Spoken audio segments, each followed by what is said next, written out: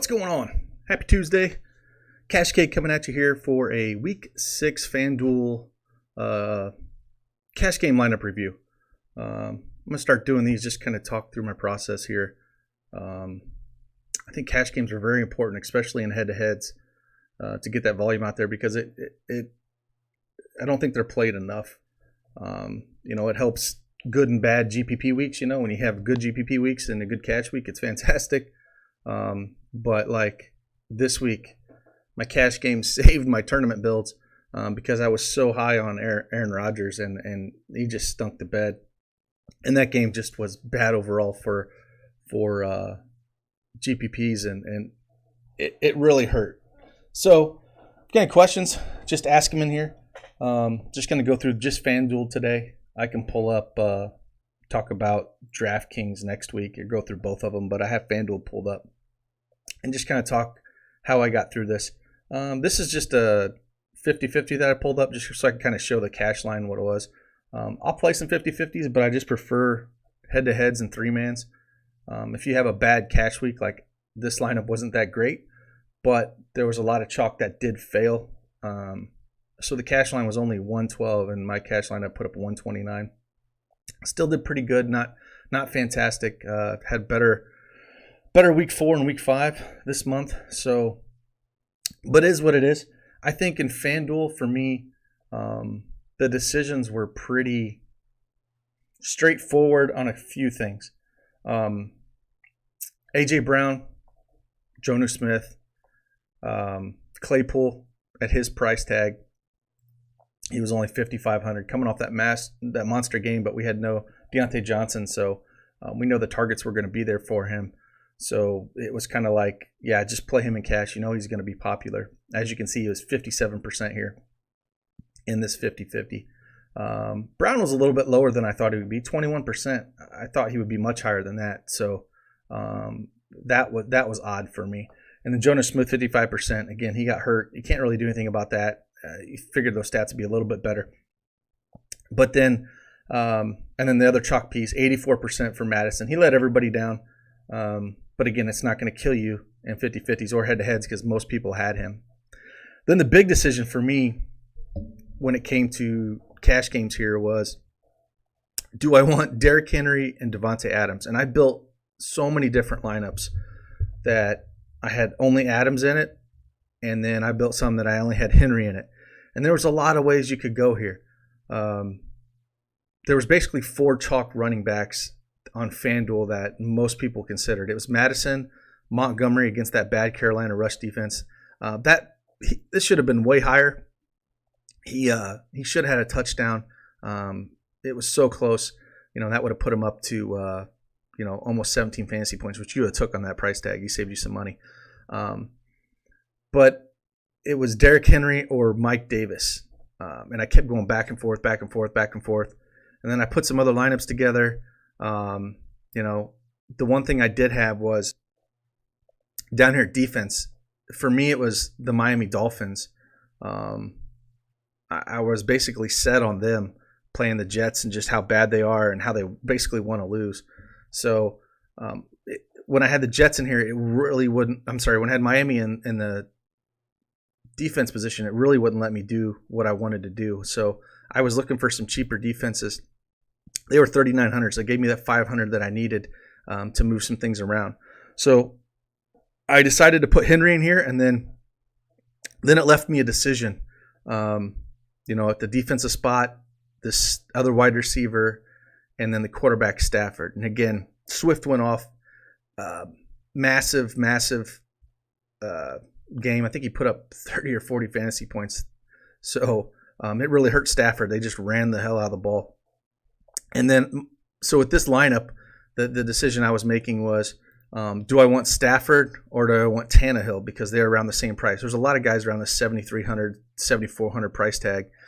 The reason I went Stafford in this lineup over Tannehill was just because I already had 3 Tennessee guys, Brown, Smith, Henry.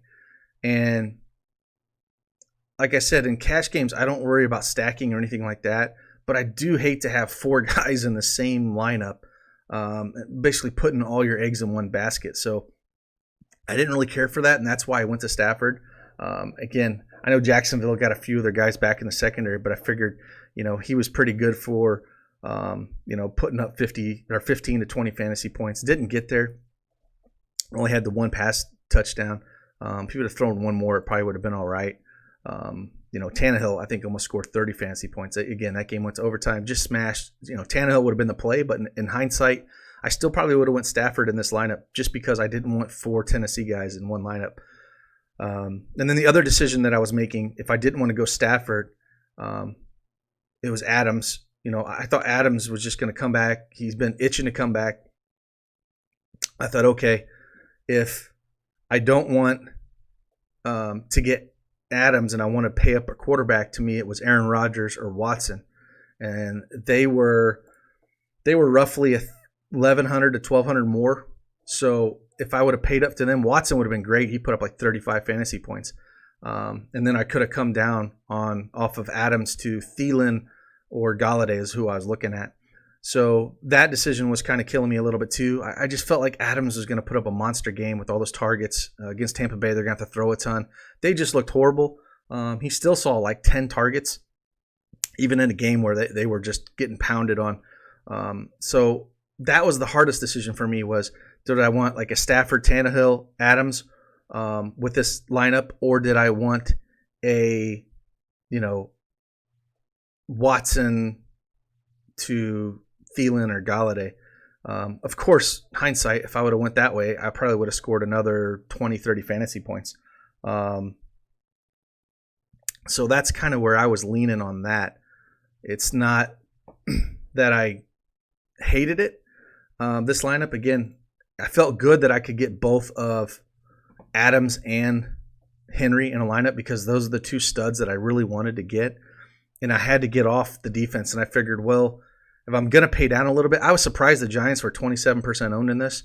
If we go up and pull down, let's just pull down one of the top lineups here. See, they went Bengals. Bengals was 3,300. They just basically punted it. But they had Jefferson that went off 9%.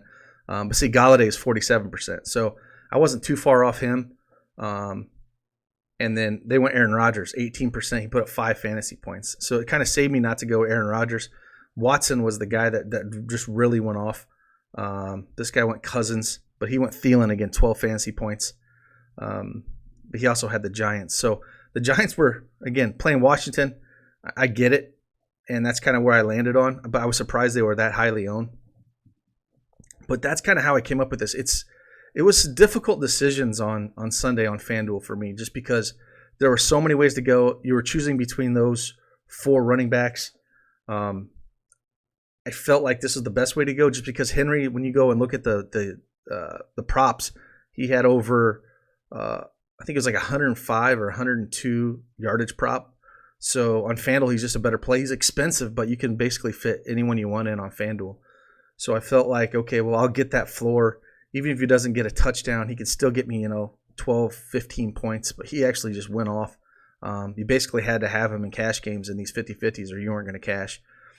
And then again, I don't disagree with the decision to go Adams because it's an alpha receiver. He's going to see double-digit targets. There's nobody that's going to compete against him. The problem with Minnesota that I have is, Jefferson went off. Thielen still got there. They were way behind. But again, I didn't hate that. So this is the decision I make. I lived with it. It was profitable in head-to-heads, but not fantastic. I didn't play a ton of volume just because it was like I couldn't get really comfortable with a lineup, and sometimes that happens. So, if look over here, why I like head-to-heads so much. Again, I throw head-to-heads out there. This is just my head-to-heads for this month in October, and it's not fantastic, but the profit is there. The 3-mans, will get you up there as well, but almost $1,700 in profit in head-to-heads. Again, not playing massive volume, maybe $600 to $1,000 on head-to-heads. Really depends on how many that I get, but something that I think you really need to look at in your game and mix them in there. You're just trying to beat one person, and sometimes these 50-50s, you can get on the wrong side of the line. And if you are all in and one of your players gets hurt or something, or if you don't have Henry, there's a lot of players that I played that just didn't have Henry either, and I could have beat them. But on these 50-50s, if I didn't have Henry and I'm below this line, I lose everything. And it's something that I don't want to do. I don't want to lose all of them. So I play a lot heavier head-to-heads and three-mans than I do 50-50s that way. So RC Bremen says, how do you find new players on head-to-heads? I don't. I just throw them out there. The problem with head-to-heads on FanDuel is if you throw 20 out at a time, you might find somebody that just wants to grab all of them. I think it's stupid. I'll play anyone in head-to-head. I don't mind. But the whole point of head-to-heads for me is to get the variance, to play a bunch of different people so I'm not all in one basket. If I want to play you for a $500 head-to-head, then I would throw a $500 head-to-head out there.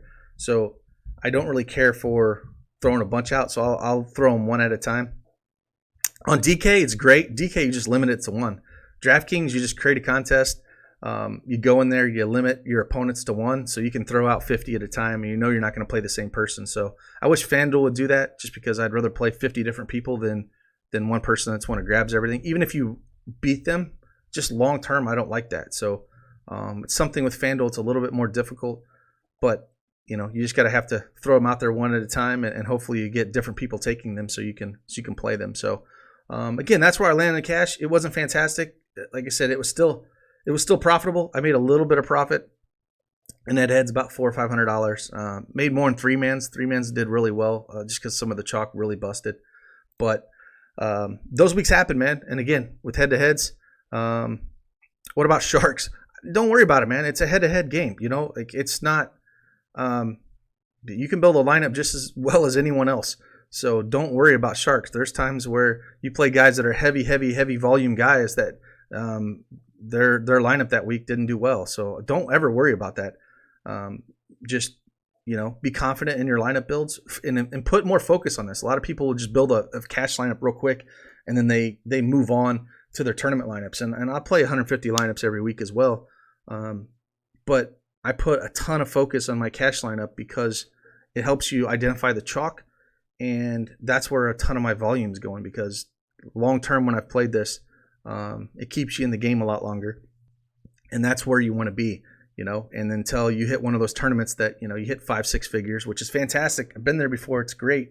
But these cash games will keep you in play and hopefully keep a little bit of money in your pocket while you do it. So I highly recommend them. I know a lot of people are like, oh, it's boring.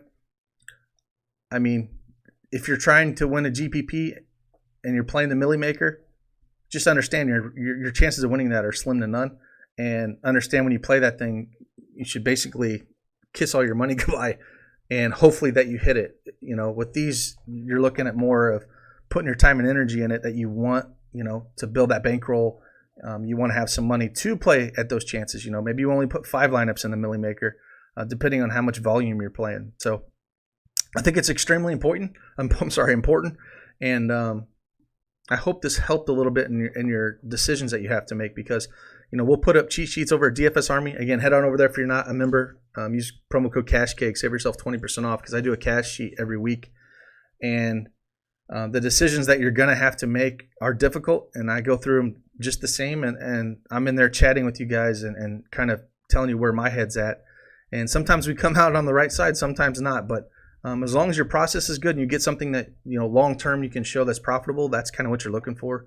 So, again, hope this helped. And I'll come out with a few more videos here, maybe today or tomorrow, about first look for week 7. I think it's going to be a great week. So, one more question. Do you use certain stats to help you with big decisions between players you are stuck on, for instance, between Henry and Adams? Yeah, I mean, I think you should always use, like, for me, at the end of the day, I leaned more Henry just because I like those props, those player props. Look at those and see where they're at. Those two were just hard for me because Adams I knew was going to get all the targets you don't run on Tampa Bay. That defense is good, man. And they kind of shut him down, even though he got those 10 targets and he turned into 9 points. So that was more of a decision on just looking at those prop bets, kind of figuring out how that game would go. They're at home. They were a favorite. And I leaned that way. I was going to put Henry in, but it was only until Sunday at that point. So good question, man. But that's it's just sometimes it comes down to just a gut call in yourself. There's not one specific stat, but look at all of them and feel what you feel most comfortable on. Those running backs, start building with those first. Get your running backs that you want to play before you go to the wide receivers. But each week is different. Each week we'll have different challenges.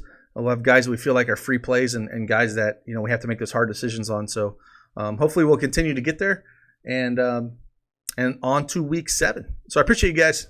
Deuces.